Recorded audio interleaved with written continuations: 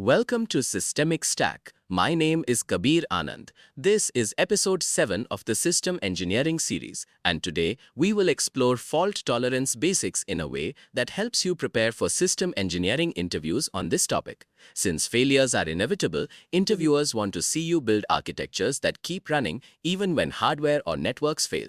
Well, we'll dive into failure detection and isolation methods to prevent those messy cascading outages.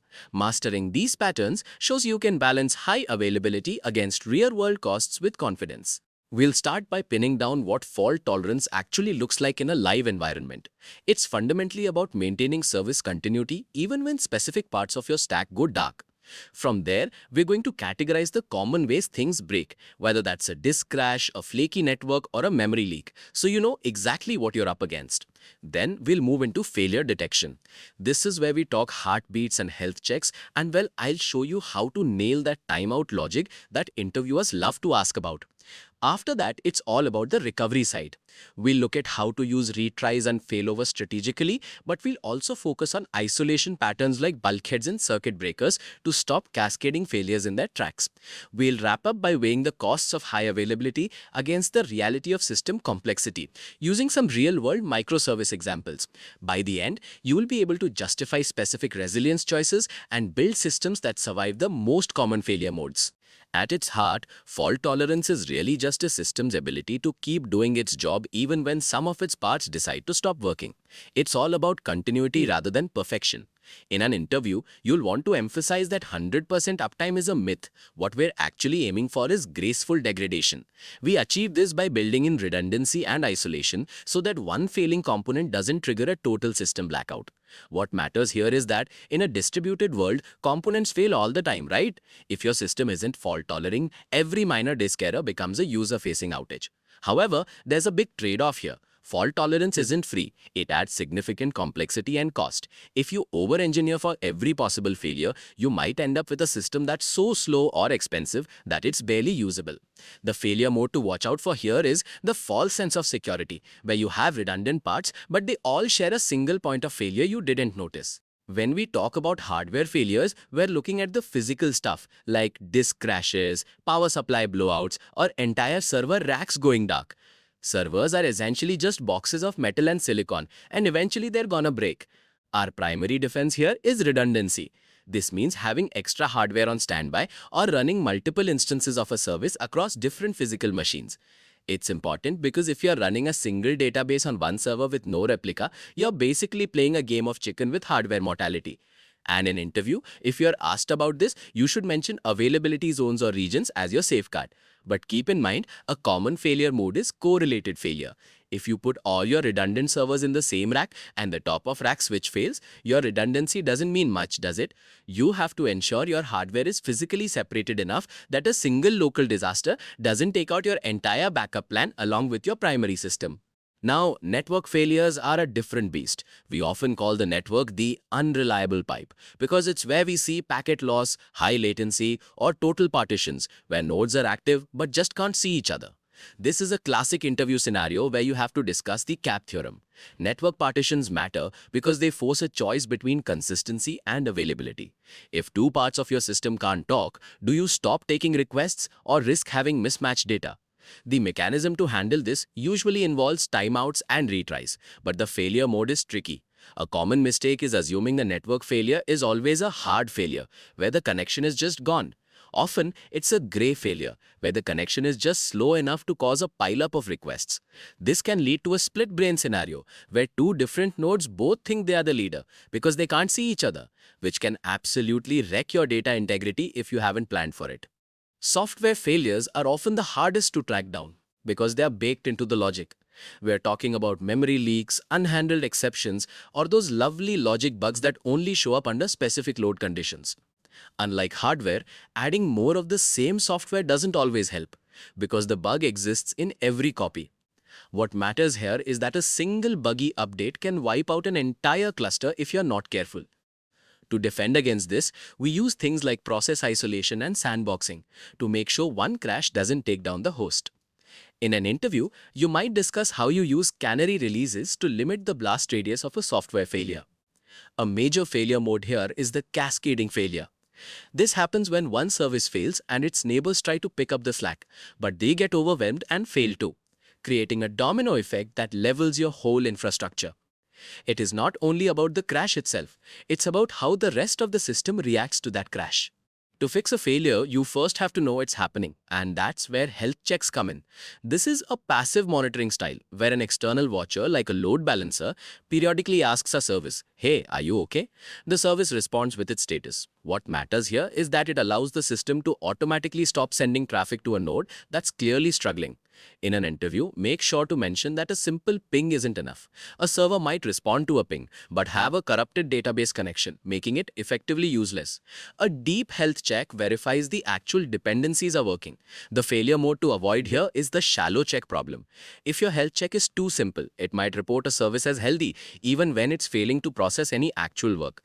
Conversely, if the check is too heavy or runs too often, the health check itself can become a source of load that actually pushes a struggling service over the edge into a full crash.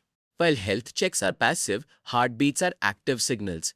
This is where a component periodically broadcasts an "I am alive" message to a central controller or its peers. One simple way to picture this is a pulse. If the pulse stops, the rest of the system assumes the node has died and triggers a recovery. This is vital for cluster coordination and leader election. In an interview, you'll want to discuss the trade-off between heartbeat frequency and detection time. If you send heartbeats every millisecond, you'll detect failure instantly, but you'll burn a lot of bandwidth. If you send them every 10 seconds, your system might be down for a long time before anyone notices. A common failure mode is the false negative, usually caused by network congestion. If the network gets busy, heartbeats might get delayed. The system then thinks a perfectly healthy node is dead, starts a failover, and actually causes more instability by moving resources around unnecessarily. Balancing the timeout window is a key technical challenge you'll need to explain. It sounds like a cliche, but turning it off and on again is a legit recovery strategy. Automated restarts are incredibly effective for clearing out transient software states like memory leaks or deadlocks. If a process stops responding to health checks, the orchestrator just kills it and starts a fresh one. What matters here is that it's a fast, low-cost way to return to a known good state. In an interview, you'd mention this in the context of stateless services. Since they don't store data locally, they can be nuked and replaced without any loss. However, you have to watch out for the restart loop or crash loop back off. This is a failure mode where the process crashes immediately upon starting because of a bad config or a poison message in a queue. If you just keep restarting it, you're just burning CPU cycles and potentially filling up logs or making the problem worse.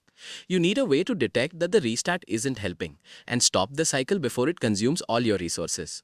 Retries are a go-to move for handling transient failures. If a request fails because of a quick network blip or a temporary lock on a database, just trying again a second later often solves the problem. It's essential for maintaining a high success rate in a noisy environment. But, and this is a big point for interviews, you can't just retry blindly.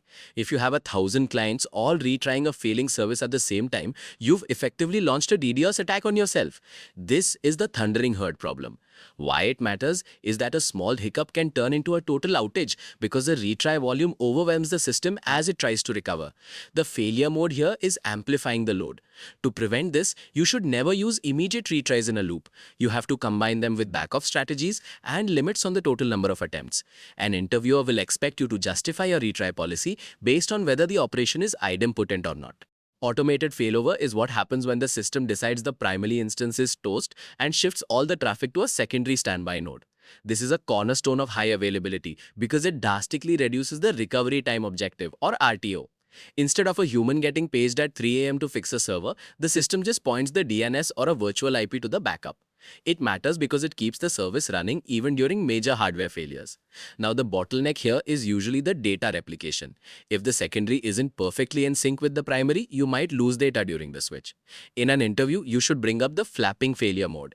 This is where a system keeps switching back and forth between the primary and secondary because of a shaky connection.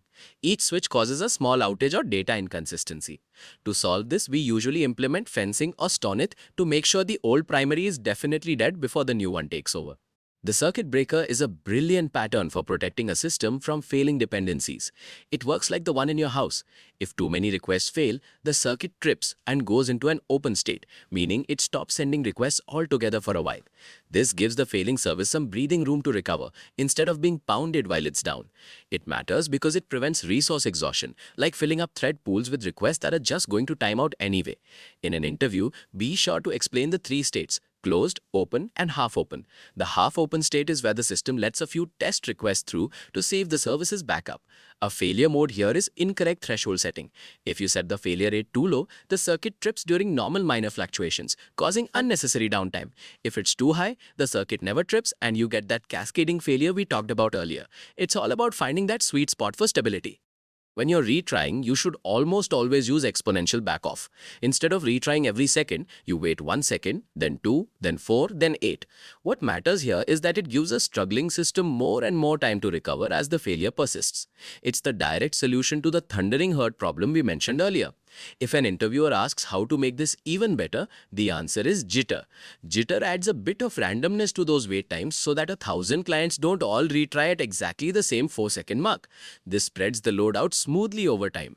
The failure mode to keep in mind is the impact on user experience. While backoff protects the server, it increases the latency for the end user.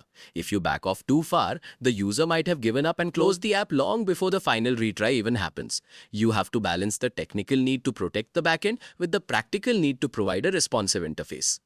Let's look at a real-world example to see how this all connects. Imagine an e-commerce checkout flow. One microservice is responsible for calculating shipping taxes and it suddenly starts lagging because of a slow database query. If the checkout service doesn't have a timeout or a circuit breaker, every person trying to buy something will have their request sit there waiting for the tax service.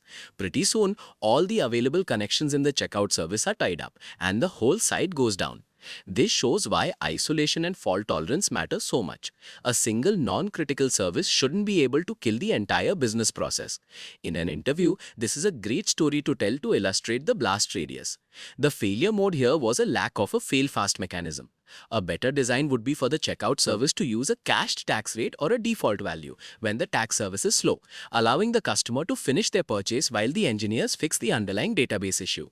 Chaos engineering is basically the ultimate test of everything we've talked about. It's the practice of intentionally breaking things in production to see if your fault tolerance actually works. You might shut down a random server or inject latency into a network link.